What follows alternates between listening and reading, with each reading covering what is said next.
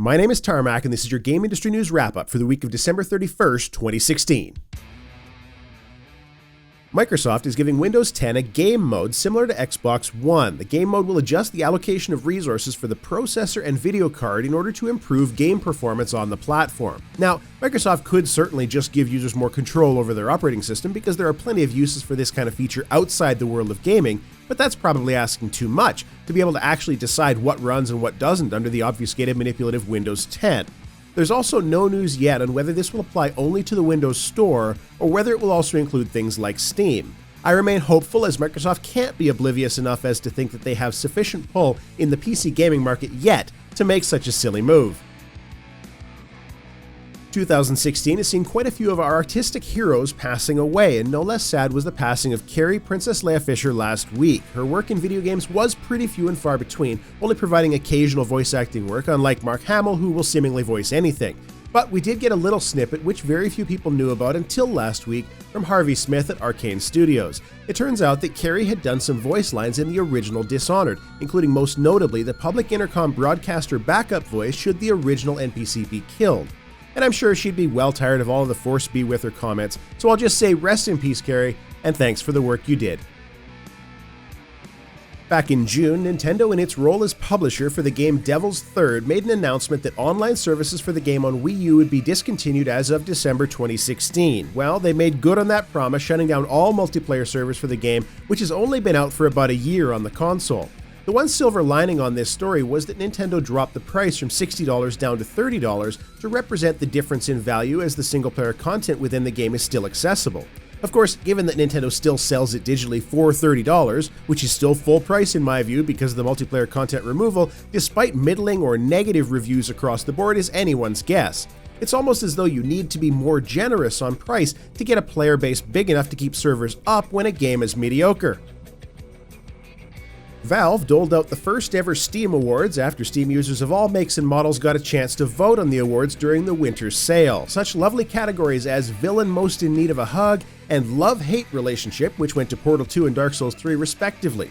I know they let people vote, but I can't help but argue one of the awards. The Whoa Dude Award describes itself as some games melt your face, maybe it was a crazy plot twist, maybe you just got your wisdom teeth removed. Either way, this game blows your mind. And it went to Grand Theft Auto 5. Look, Grand Theft Auto 5 is a good game, I don't dispute that, but blows your mind? In a shallow pool, I suppose. The competition also up for the same award was Metal Gear Solid 5, BioShock Infinite, Doom, and The Witcher 3. I can't speak to MGS5, but all other three games are mind-blowing, well in excess of GTA 5, period, bar none, end of debate. Now, on the next award, called Game Within a Game, I totally agree that GTA 5 should win, because you could rename it Minigame Simulator and not be totally wrong. And it's that time of year when everyone is doing top 10 lists of their best and worst games. Unfortunately, I've spent a good chunk of the Christmas season ill, as you can probably tell from my voice, so I didn't have the ability or time to do a full-blown video. So let's give out awards for my least favorite game of the year and most favorite.